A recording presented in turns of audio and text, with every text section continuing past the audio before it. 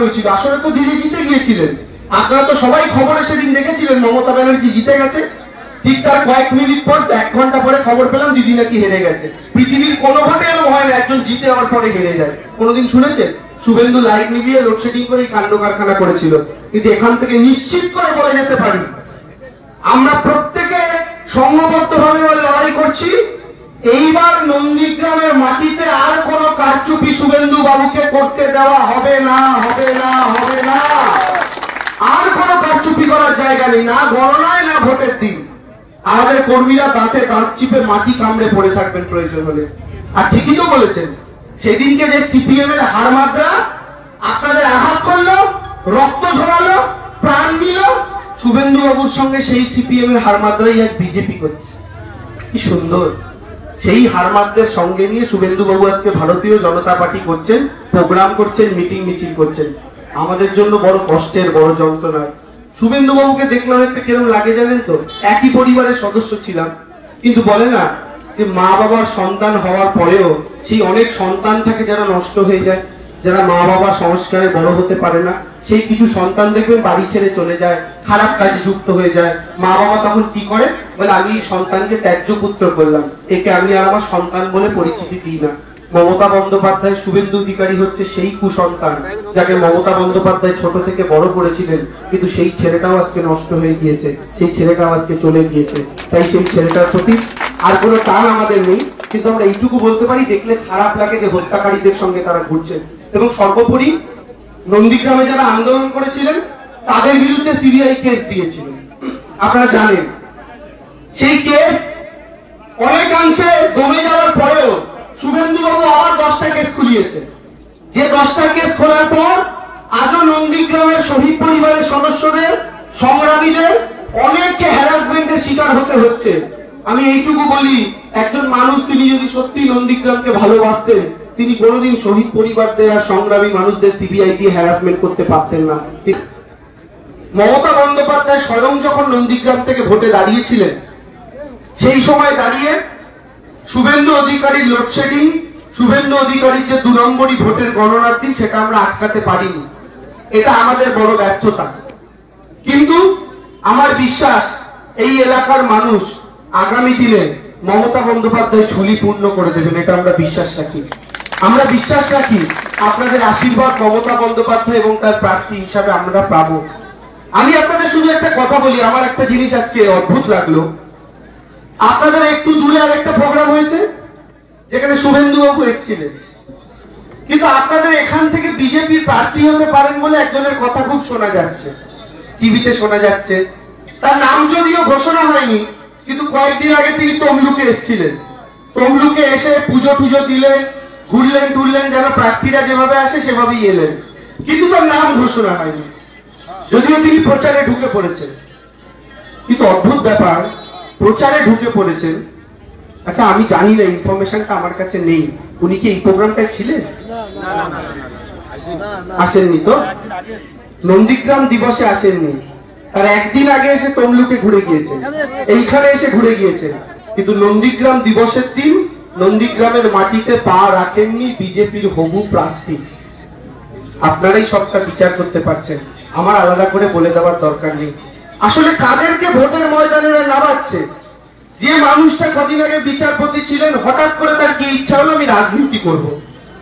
বাচ্চা যেমন লজেন্স চায়, একদিন বলে মা এই লজেন্সটা খাবো, কালকে বলবে মা অন্য একটা লজেন্স খাবো। তেমন আমাদের প্রাক্তন বিচারপতি, আজকে তার বিচারকের লজেন্স খাওয়ার ইচ্ছা হয়েছে, কালকে আবার তার এমপি হওয়ার লজেন্স খাওয়ার ইচ্ছা হয়েছে। তো তিনি ভোটে হঠাৎ করে দাঁড়িয়ে পড়ছেন। এখন আমি আপনাদের কাছে জিজ্ঞেস করছি, এই লোকটা যদি একটাও ভোট পায়, ভগবান না করুন ধরুন বাই চান্স জিতে গেল, তাহলে কি হবে বুঝতে পারছেন? যে লোকটা হঠাৎ করে রাজনীতিতে এসছে, সে হঠাৎ করে রাজনীতি থেকে সরেও যেতে পারে। কালকে বলতেই পারে আমার না রাজনীতি ভালো লাগছে না, আমি বিজেপিতে ঠিক মানিয়ে নিতে পারছি না।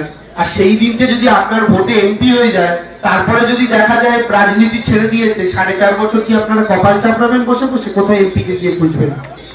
অলরেডি বিজেপির যারা সাংসদ ছিলেন, তৃণমূলের টিকিটে জিতেছিলেন, তারা গত 3 বছর শুভেন্দু বাবু বিজেপিতে যোগ দেওয়ার পর দিব্যেন্দু বাবু বা শিশির বাবুরা কোনো কাজ করেননি, লোকসভাতেও ঠিকঠাক করে যাননি, মানুষের দুঃখের কথা তুলে ধরেননি।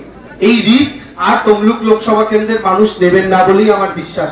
আর আমি আপনাদের কাছে জানতে চাই, আপনারা নিজেদের মনকে একবার জিজ্ঞেস করুন, গত আগামী 5 বছর কাজ করতে তো হবে, শুধু জিততে তো হবে না, এলাকায় যেতে হবে, মানুষের পাড়ায় পাড়ায় পৌঁছতে হবে, মানুষের দুঃখের কথাগুলো লোকসভায় তুলে ধরতে হবে। আমি আপনাদের জিজ্ঞেস করছি, যে লোকটা বসে বসে এতদিন কাজ করেছে, 61 বছর প্রায় বয়স, যদি যেতে সেই লোকটা 5টা বছর বেশি মানুষের ঘরে ঘরে গিয়ে 5 বছরে কাজটা বেশি ছুটে দৌড়ে করতে পারবে, নাকি আপনাদের আশীর্বাদ যদি পায় একটা 28 বছরের ছেলে বেশি দৌড়ে আপনাদের পাশে দাঁড়িয়ে কাজ করতে পারবে? এই বিবেচনা আপনারা করবেন মায়েরা দাদারা, আমি বলে দিতে চাই না। তাই আপনাদের থেকে আশীর্বাদ চাই, এবং আমি আশীর্বাদ চাই ভূমি উচ্ছেদ প্রতিরক্ষা কমিটির আপনারা যারা সংগ্রামী সাথীরা সেই দিককে লড়েছিলেন, প্রত্যেকের আশীর্বাদ আমরা চাই, এবং আপনারা প্রত্যেকে সুস্থ থাকুন, ভালো থাকুন, এইটুকু চাই। শ্রেয়াশিস দা অনেক কথা বলেছেন। দেখুন, মমতা বন্দ্যোপাধ্যায় তো নন্দীগ্রাম থেকে যেতেননি, কিন্তু মমতা বন্দ্যোপাধ্যায় নন্দীগ্রামের জন্য আজও কতটা ভাবেন। প্রত্যেকটা ক্ষেত্রে আমি আপনাকে বলছি, যখন আমার নাম প্রার্থী হিসাবে ঘোষিত হয়, মমতা বন্দ্যোপাধ্যায় আমাকে ডেকে একটা কথা বলেছেন, দেবাংশু, তোকে আমরা প্রার্থী করলাম, এটা কিন্তু মাথায় রাখিস, তমলুক লোকসভায় কিন্তু নন্দীগ্রাম আছে, যেটা আমার আবেগের সঙ্গে জড়িত, তাই তোকে কিন্তু নন্দীগ্রামে লড়তে হবে, নন্দীগ্রাম জিততে হবে, তমলুক থেকে জিততে হবে। এটা মমতা বন্দ্যোপাধ্যায় আমাকে বলে থাকবে।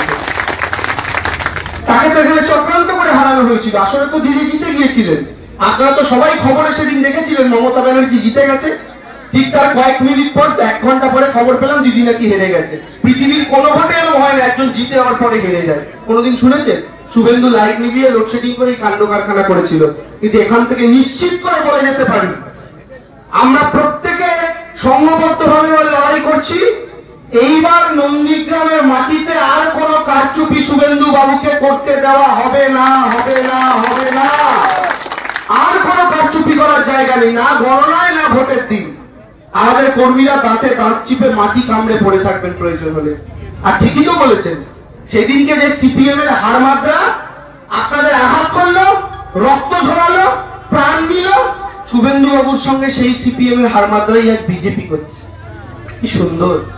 সেই হারমাত্রের সঙ্গে নিয়ে শুভেন্দু বাবু আজকে ভারতীয় জনতা পার্টি করছেন, প্রোগ্রাম করছেন, মিটিং মিছিল করছেন। আমাদের জন্য বড় কষ্টের, বড় যন্ত্রণা।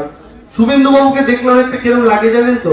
একই পরিবারের সদস্য ছিলাম, কিন্তু বলে না যে মা বাবার সন্তান হওয়ার পরেও সেই অনেক সন্তান থাকে যারা নষ্ট হয়ে যায়, যারা মা বাবা সংস্কারে বড় হতে পারে না। সেই কিছু সন্তান দেখবেন বাড়ি ছেড়ে চলে যায়, খারাপ কাজে যুক্ত হয়ে যায়।